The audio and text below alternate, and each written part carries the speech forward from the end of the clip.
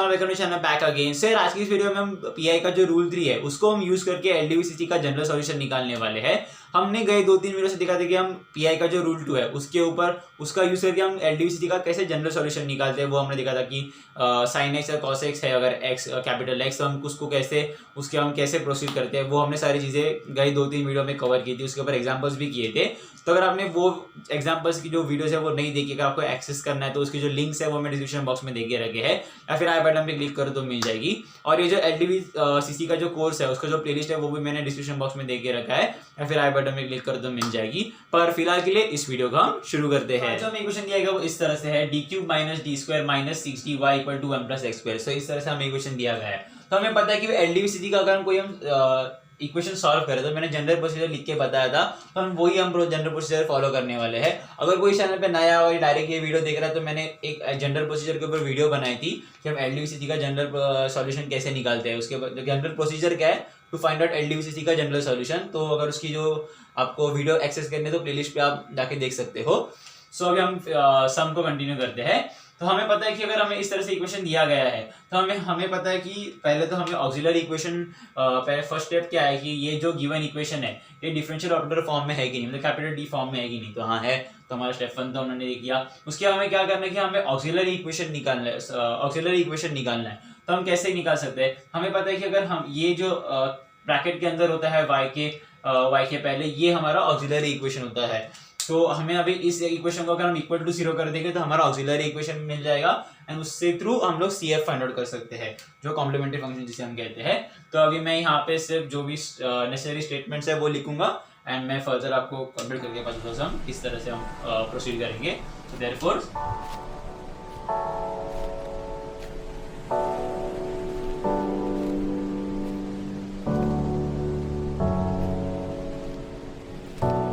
तो मैंने यहाँ पे ऑक्सिलरी इक्वेशन फाइंड आउट किया। यहाँ पे ए मतलब ऑक्सिलरी इक्वेशन है, ए मतलब एसोसिएटेड इक्वेशन भी होता है, तो ये कंफ्यूज मत होना अगर कोई नया चैनल पे आया तो।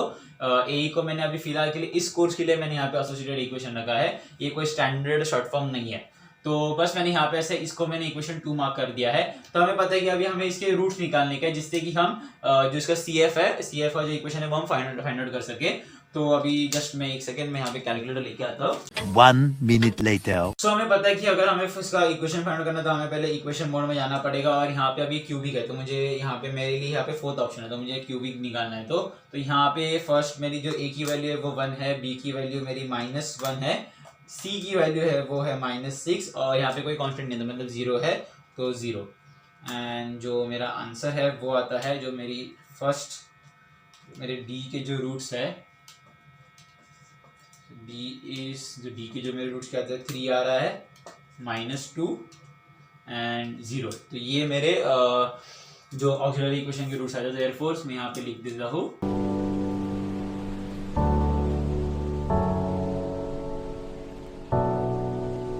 तो इस तरह से हमें रूट्स आ गए for this given auxiliary equation, हमने निकाला वो। अभी हमें इसके अगर हमें ऑक्सिलरी इक्वेशन मिले तो हमें क्या करना है, CF फाइंड आउट करना है। और हमें पता है कि CF कैसे, हम अभी यहाँ पे अगर देखोगे इस ऑक्सिलरी इक्वेशन के रूट देखोगे तो ये रियल और डिस्टिंक्ट है। मतलब हमें कौन सा रूल यूज करना है, CF का जो फर्स्ट रूल है, जहाँ पे C1 e mx m1x और ऐसे मतलब n तक चले जाता है, तो वही हम यहाँ पे रूल 1 अप्लाई करने वाले हैं। तो हमें इस इक्वेशन का अगर हमें CF निकला तो हम कैसे लिखेंगे, C1 e3x, मतलब हमारा जो फर्स्ट जो ऑक्सिलरी इक्वेशन की जो रूट है वो है 3, तो मैंने यहाँ पे 3 लिख दिया है, plus C2 e−2x m plus C3 e0x। तो यहाँ पे 0x को 1 भी हम कर सकते हैं, बट मैंने यहाँ पे 0x लिख दिया है। तो अभी ये जो है ये हमारा CF1 है, तो इसे मैं इक्वेशन 1 2 तो मैंने मार्क कर ली, इसको मैं इक्वेशन 3 मार्क कर लिया। तो हमने अभी CF तो फाइंड आउट कर लिया है, तो हमने CF फाइंड आउट कर लिया। अभी तक हमारा जो सॉल्यूशन है वो कंप्लीट नहीं होगी। हमें यहाँ पे इक्वल टू के बाद हमारे पास x है, तो अभी हमारा x क्या है 1 प्लस एक्स स्क्वायर। उसके पहले हम जो फॉर्मूला है PI कैसे फाइंड आउट करते हैं 1/FD × x, तो वो मैं यहाँ पे लिख देता हूँ। तो देयरफॉर तो हमारी ये फर्स्ट स्टेप की 1/FD × x, तो हमारा x जो क्या है, FD क्या है हमारा d³ माइनस d² - 6d, तो हमारा ये FD है। और हमारा x क्या है, ये पूरा टर्म 1 प्लस एक्स स्क्वायर, तो मैं यहाँ पे सब्स्टिट्यूट कर देता हूँ।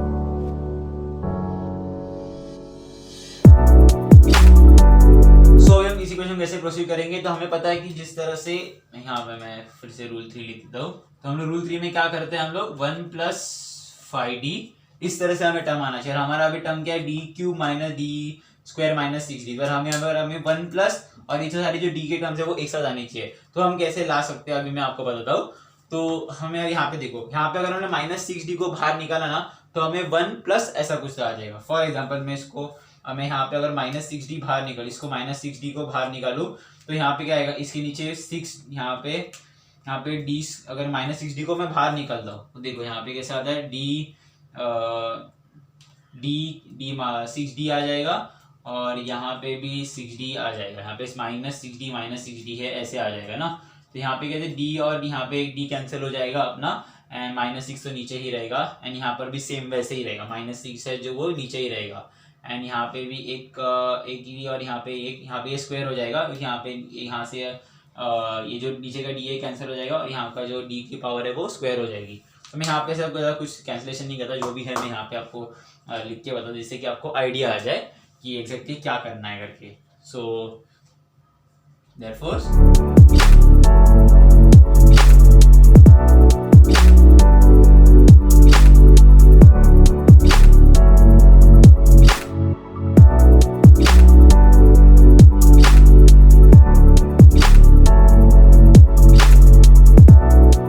टर्म आ जाता है। अभी अगर हमें यहाँ पे माइनस 6d को मैं यहाँ पे से माइनस 6 नीचे नहीं रखना चाहता, मैं इसको पॉजिटिव चीज रखना चाहता हूँ कि जो कैलकुलेशन है वो थोड़ी सिंप्लीफाई हो जाते हैं। तो मैं यहाँ से इसमें से हमें माइनस साइन कॉमन ले लूंगा तो d पहले आ जाएगा और माइनस d स्क्वायर हो जाएगा। सो मैं यहाँ पे वो कर, जिससे कि यहाँ का जो नीचे का जो नेगेटिव साइन वो कट हो जाएगा और हमें भी थोड़ा इजी हो जाएगा फर्दर कैलकुलेशन करने के लिए। क्योंकि क्या होता है कभी कभार हम लोग भूल जाएंगे तो प्रॉब्लम हो जाएगा। सो मैंने यहाँ पे सिर्फ मैं सिंप्लीफाई करने के लिए यहाँ से माइनस निकालूंगा और यहाँ से भी माइनस निकालूंगा कॉमन। सो देयरफॉर हमें जो इक्वेशन इस तरह से आएगा,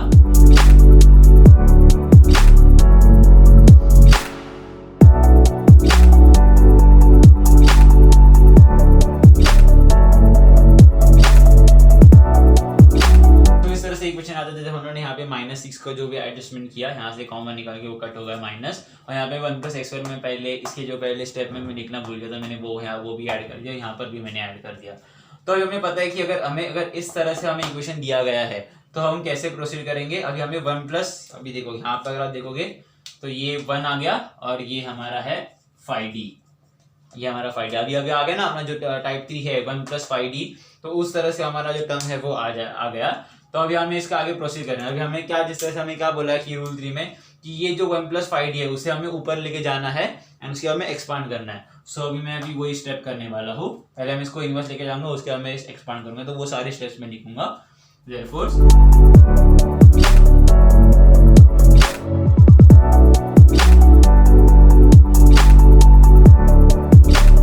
तो इस तरह से हमें इक्वेशन आ जाता है। तो अभी अगर आप देखोगे यहाँ पे मैं माइनस इनवर्स लिखना भूल गया, तो यहाँ पे ये इस तरह से हमें इक्वेशन आ जाता है। तो अभी हमें एक्सपांड करना है। ये हमें किस फॉर्म में दिख रहा है, कि ये कौन से फॉर्म में दिख रहा है हमें, सॉरी ये कौन से फॉर्म में दिख रहा है, 1 प्लस एक्स इनवर्स, मतलब क्या है ये 1 माइनस 1 प्लस एक्स, इस तरह से है ना। तो मैंने यहाँ पे बताया था आपको, इस यहाँ पे मैं लिख के बताया कि 1 बाय 1 प्लस एक्स का हम एक्सपांशन कैसे करते हैं, 1 plus 1 minus x plus X square, alternate negative positive चलते जाता है।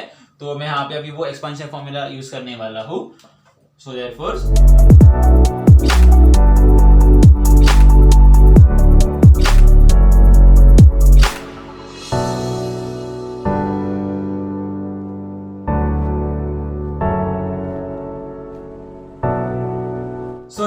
इस तरह से इक्वेशन आ जाता है जब हम लोगों ने यहाँ पे एक्सपांड किया। तो अभी अगर हमें अभी इसके आगे प्रोसीड करना है तो हमें क्या करना है, ये तो है, अभी हमें इसको एक्सपांड करना है। मैंने इसके आगे कोई क्यों टर्म्स नहीं लिखे ना, वो मैं थोड़ी देर के बाद, थोड़ा 2 मिनट के लिए रुक जाओ, मैं इसको यहाँ पे थोड़ा सा और सिंप्लीफाई करके बता दूँ। उसके बाद मैं आपको बता दूँ कि मैंने क्यूब का क्यों नहीं लिखा, plus d minus D square by 6 के क्यूब क्यों नहीं लिखा, तो मैं आपको बता दूंगा। तो मैं फिलहाल के लिए अभी मैं यहाँ पे सिर्फ इसको, इस जो यहाँ पे ये जो पार्ट है ना, इसको मैं सिंप्लीफाई करके बताता हूँ। तो देयरफॉर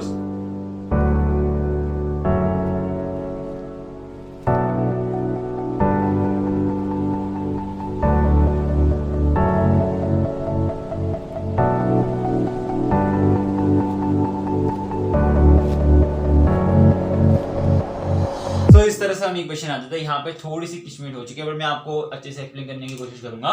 तो मैंने देखो यहाँ पे ये जो है ना, इसको मैंने सिर्फ यहाँ पे सेपरेट कर दिया है, और ये प्लस वैल्यू कैसे है, यहाँ पे मैंने माइनस अंदर डाल दिया, ये जो बाहर का जो ब्रैकेट के अंदर बाहर पे माइनस है ना, तो अंदर कर दिया, तो यहाँ पे d/6 को माइनस साइन मिल गई, और यहाँ पे जो माइनस डी स्क्वायर के साथ जो माइनस साइन दी, माइनस माइनस प्लस हो जाता है, तो हम लोग यहाँ पे प्लस d²/6 इस तरह से आता है। उसके बाद में अगर हम देखोगे तो यहाँ पे मैंने सिंप्लीफाई करने के लिए पहले 6 को बाहर निकाल लिया, स्क्वायर निकाल दो, 6 का स्क्वायर का 36 होता है, वो यहाँ पे आया है। एंड उसके बाद में मैंने सिंपल एक्सपांशन किया है, जो हम लोग a plus b a minus b the whole square करते हैं, वही मैंने किया है। तो यहाँ पे d का जो स्क्वायर है वो -2d डी स्क्वायर आता है, -2d मतलब 2 इंटू यहाँ पे जो a इंटू बी आता है, एंड प्लस बी स्क्वायर, तो यहाँ पे हमारा b क्या है, d स्क्वायर है, तो d⁴ आता है आंसर। सो इस तरह से हमारा एक्सपांशन आता है। तो अभी मैं आपको, तो मैं ना, हम यहाँ से है ना, मैं ये वाले जो टर्म्स है ना, तो मैं यहाँ पे जो ये जो टर्म्स है ना -2d³ प्लस d⁴, तो ये जो सारे टर्म्स है वो मैं यहाँ पे निगलेक्ट करने वाला हूँ। क्यों?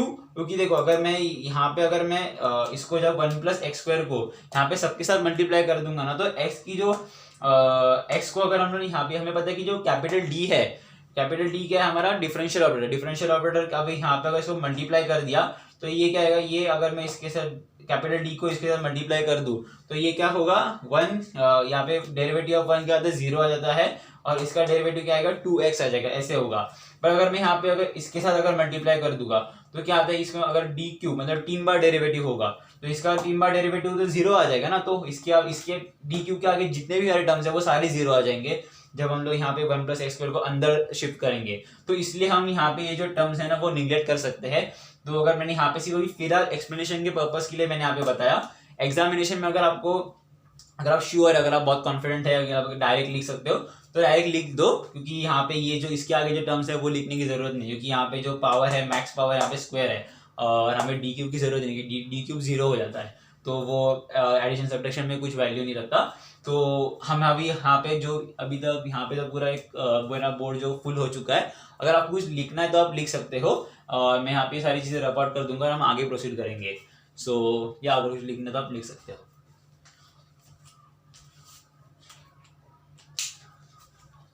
जो सारी चीजें तो यहाँ पे लिखी थी वो मैंने रिपोर्ट कर दिया, और यहाँ पे जो फाइनल स्टेप था वो वैसे के वैसे यहाँ पे मैंने लिख दिया है। अब बोलोगे यहाँ पे नीचे अंडरलाइन क्योंकि, तो आपको समझ में आना चाहिए ये ब्रैकेट यहाँ पे क्लोज हो रहा है, ये ब्रैकेट यहाँ पे क्लोज हो रहा है। सिर्फ आपको अंडरस्टैंडिंग पर्पस के लिए मैंने यहाँ पे मल्टी कलर पेन्स जो है कलर है वो यूज किया है। तो हम अगर आगे प्रोसीड करें, तो जिस तरह से मैंने बताया कि अभी हमें तो सारे जो एक्सपांशन था वो हमने कर दिया है, अभी हमें सिर्फ इसको अंदर शिफ्ट करना है, और शिफ्ट करते हमें क्या करना है, ये जो दो टर्म्स है ना इनको हमें इग्नोर करना है, मतलब वो मल्टीप्लाई हो जाए तो 0 हो जाए। जिस तरह से मैंने यहाँ पे एक्सप्लेनेशन बताया था उसे यहाँ पे इसको मल्टीप्लाई करेंगे तो यहाँ पे d³ मतलब इसका जो डेरिवेटिव है ये 0 आ जाएगा अगर हम इसको मल्टीप्लाई करेंगे तो हमें सिर्फ अभी यहाँ पे ये और ये और ये, तो ये 1 2 3 4 यही टर्म्स हमें एंड में मिलेंगे। तो मैं यहाँ पे जो भी 1 + x² को हम अंदर मल्टीप्लाई कर देते हैं, सो देयरफॉर हमारा जो इक्वेशन है वो इस तरह से आएगा।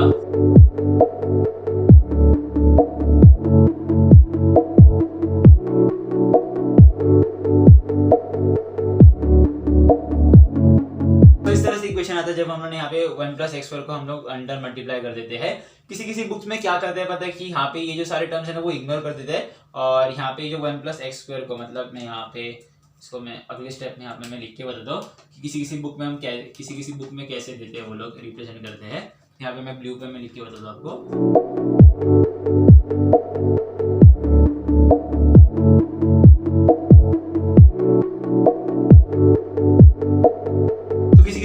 ऐसे भी क्या जाता है कि पहले ही जो सारे जो d² के आगे जो भी सारे टर्म्स है ना उनको निगलेक्ट कर देते हैं, और जो भी बचे हुए टर्म्स उनको एक ब्रैकेट में लिखते हैं, उसके बाद में 1 + x² को पहले ही डायरेक्ट अंदर मल्टीप्लाई नहीं करते हैं, मतलब ऐसे इसको फाइनल कर देते हैं इस तरह सेट को, उसके बाद में मल्टीप्लाई करते हैं। तो ये भी स्टेप चलता है, ये भी स्टेप चल जाता है, ये भी स्टेप चल जाता है।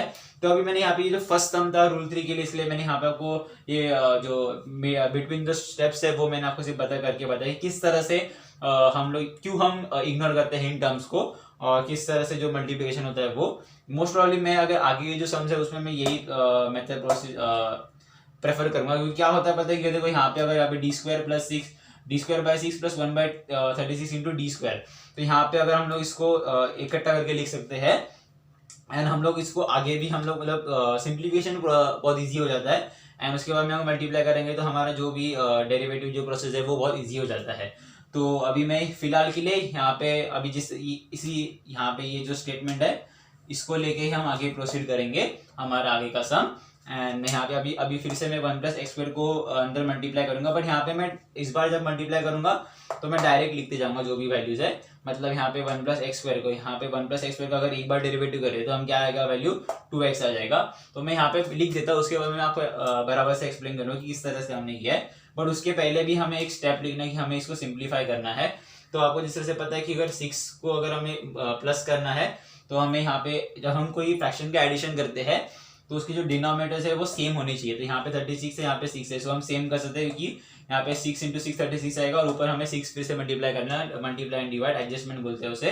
तो 6d² + 1d² क्या आता है 7d² आता है और नीचे कॉमन डिनोमिनेटर आ जाएगा 36। तो हम अभी वही चीज हम यहाँ पे अप्लाई करने वाले हैं। सो देयरफॉर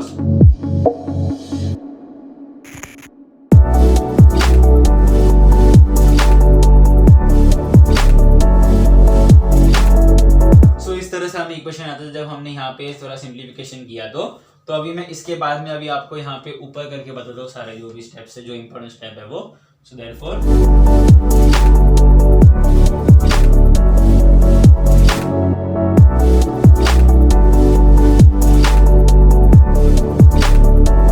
इक्वेशन आता है उन्होंने यहाँ पे 1+x² को हमने यहाँ पे अंदर मल्टीप्लाई कर दिया। तो अभी कैसे देखो यहाँ पे जब यहाँ पे 1 था तो मैंने यहाँ पे 1+x² कांस्टेंट के साथ मल्टीप्लाई करते हैं किसी वेरिएबल को तो वही आ जाता है। उसके बाद में जब यहाँ पे हम लोग जब मल्टीप्लाई कर देते हैं तो यहाँ पे हमें पता है कि कैपिटल डी क्या है डेरिवेटिव ऑपरेटर। तो 1+x² का डेरिवेटिव क्या आता है 2x आता है, तो मैंने यहाँ पे वही लिख दिया है। और यहाँ पे जो डेरिवेटिव ऑपरेटर का यहाँ पे क्या कहते हैं पावर क्या है स्क्वायर है, तो मतलब 2 बार डेरिवेटिव होगा जब कोई वेरिएबल यहाँ पे जो इक्वेशन मल्टीप्लाई होगा।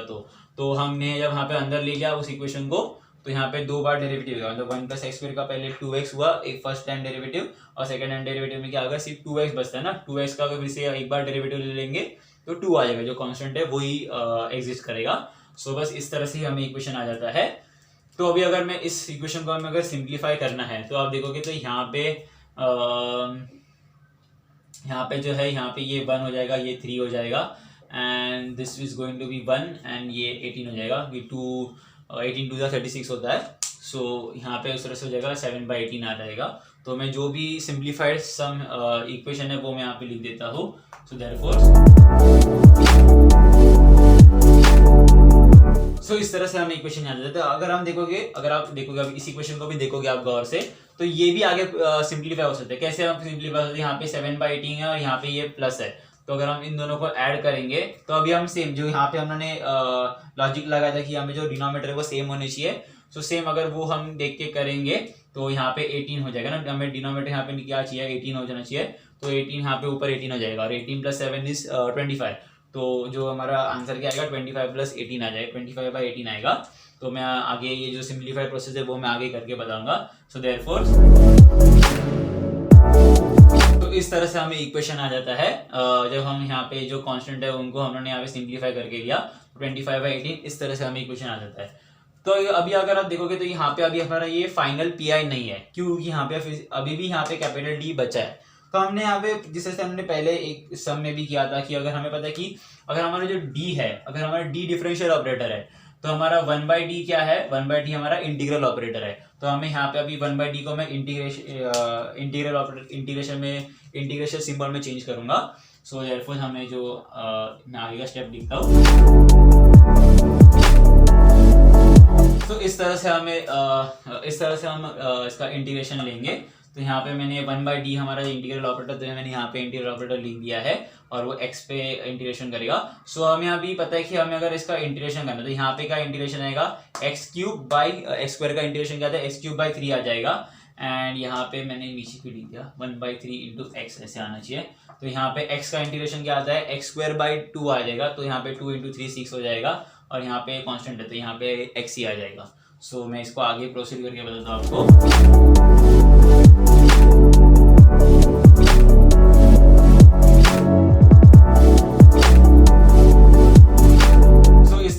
पी आई आ जाता है। तो हमें पता है कि यहाँ पे 3 इंटू 2 क्या होता है हमारा, 3 इंटू 2 आता है हमारा 6। तो ये क्या है, ये हमारा 6 है। 3 इंटू 2 हमारा 6 आ जाता है। बाकी जो भी सारी चीज़ें वो सेम ही रहेगी। तो अभी अगर हमें आगे प्रोसीड करना है तो हमें ये जो अगर आपको चाहिए, अगर आपको और सिंप्लीफाई करना है तो आप यहाँ पे जो -1/6 है इसको हम मल्टीप्लाई भी कर सकते हो।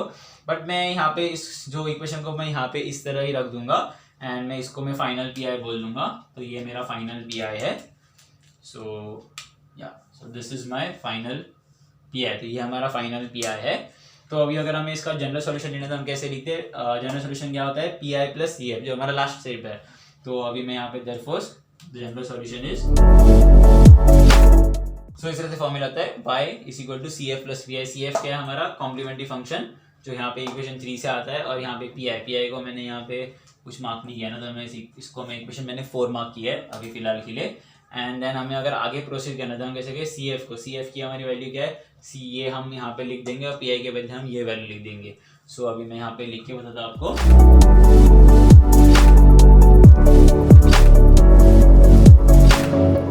सो ये है final solution for this given equation. और यहाँ पे मैंने यहाँ पे सी एफ लिखते हुए गड़बड़ कर दिया, यहाँ पे c1 e⁻3x था और यहाँ पे 2 आ जाएगा।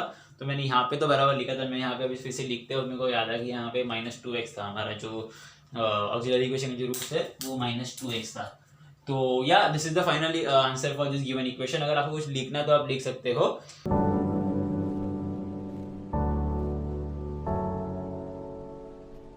तो फिलहाल इस वीडियो बस इतना ही। आई होप मैंने आपको जो पढ़ा है वो समझा होगा और आपको वीडियो इन्फॉर्मेटिव लगी तो प्लीज इस वीडियो को लाइक कर देना, चैनल को भी सब्सक्राइब कर देना, बेल आइकन को भी हिट कर देना, जिससे कि आपको नए वीडियोस की नोटिफिकेशन मिल जाए। तब तक के लिए see ya have a good day, stay safe, stay healthy, bye.